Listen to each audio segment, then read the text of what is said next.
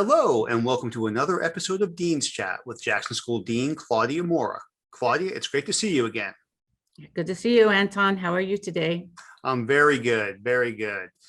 So here we are midway through summer, and it seems like at least half the Jackson schools back out in the field. That's kind of nice again, isn't it?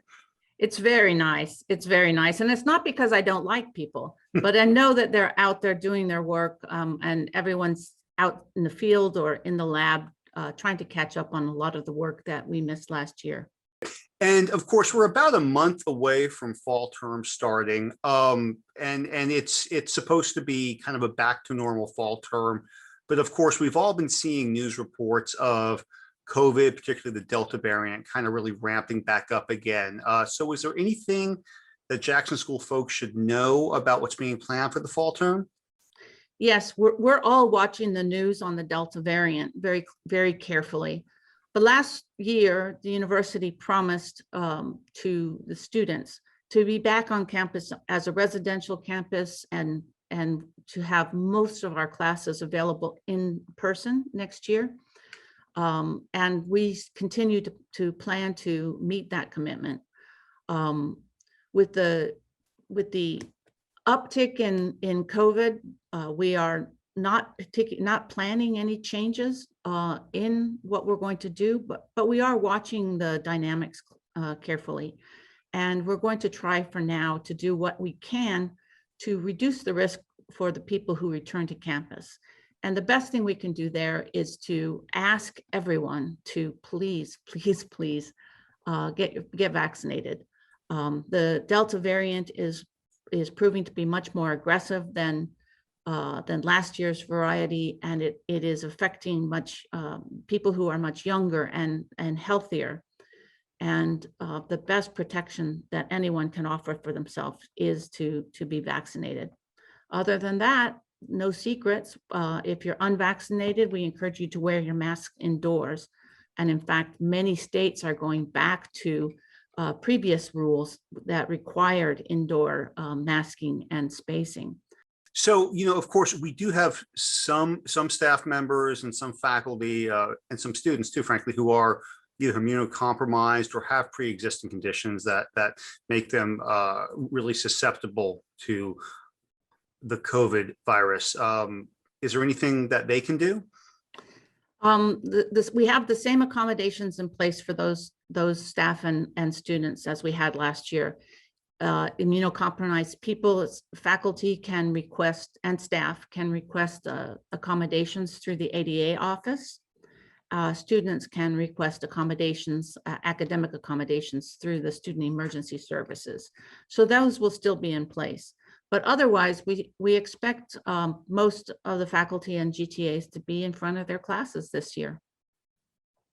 Very good. And of course, the take-home message from you is, although you can't require it, you are really recommending that people get the vaccine. Yes, get it now before you come to campus so that you're protected upon arrival, or get it as soon as you come to campus so that you're protected soon after arrival. Claudia, you recently made an announcement about significant changes to the school's diversity, equity, and inclusion efforts. You announced that you would be eliminating the BIGR office, which was the main DEI office called the Office of Broader Impacts of Geoscience Research. And you also announced that you would be elevating the head of DEI to an associate dean's position.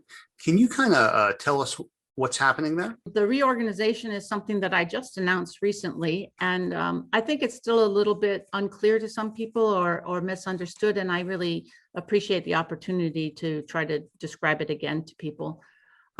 First, it's really important that people recognize that the Jackson School has had a very long commitment to DEI, principally through its GeoForce program.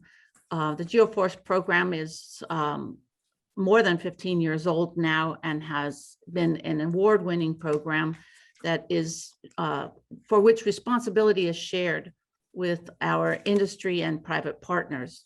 Our partners fund the program itself and anything involving the students, and the Jackson School is committed to providing the salaries for the GeoForce staff. I guess the first thing for me to emphasize is that our commitment to GeoForce remains strong, there will not be any changes to the Geoforce program as a result of this reorganization.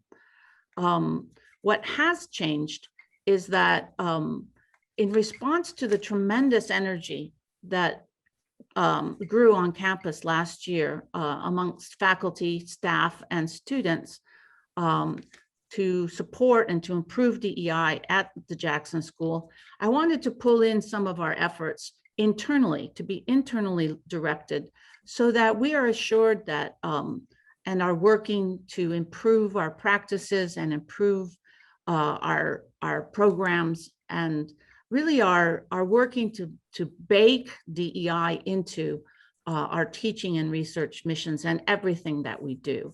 And I think that can be best accommodated by having the faculty and researchers own our DEI efforts, by having them led by a faculty member who is an associate dean, and by focusing, as I said, focusing our efforts on the balance of our DEI internally, and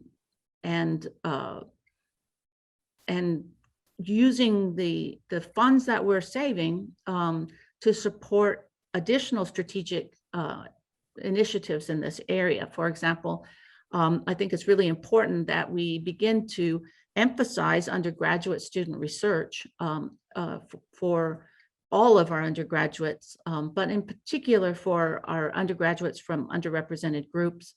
Nothing draws you into the science and has you understand the process of science that better than research. And of course, with this announcement will come some staff changes, correct? That's correct. While the Geoforce program will remain whole, the BIGR team, which is a team that was bringing us a variety of external programs, as well as some internal programs like LEO and our NAGT training, they will be leaving the Jackson School. You know, with every opportunity, there's a cost. And the cost of this opportunity is that we'll be saying goodbye to some long-term staff members. And in particular, I want to point out Dr. Sam Moore, who's been the director for diversity in the Jackson School for the past 8 years. As everyone who knows Sam knows that he's passionate about diversity, and he has brought us many good ideas and many connections that have enlivened our diversity programs.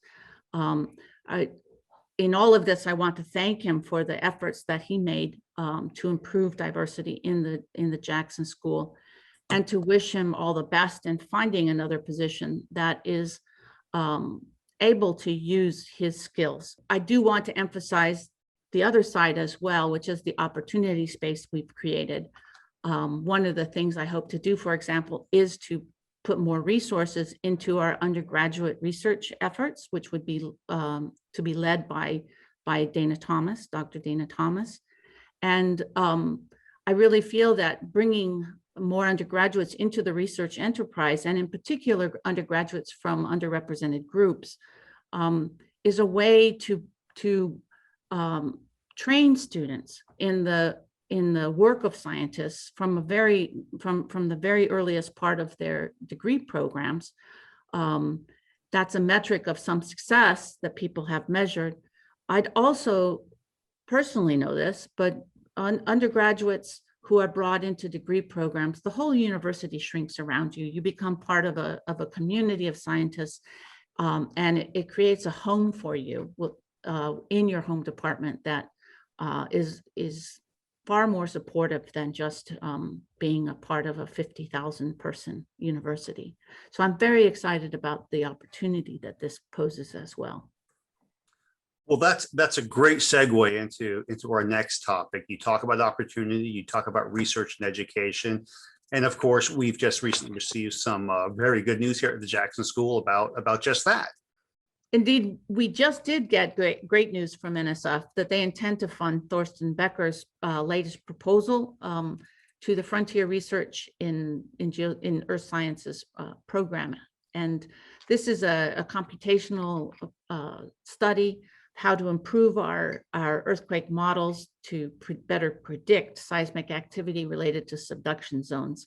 And it draws talent from across the Jackson School, from UTIG.